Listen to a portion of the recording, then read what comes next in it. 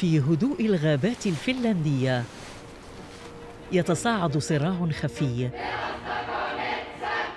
بين منطق الربح وحق الطبيعة في البقاء.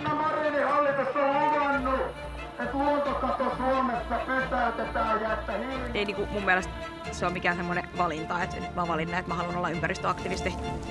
Ihminen voi tehdä luonnolle aika paljon vahinkoa ilman, että se luonto pystyy silleen puolustautumaan.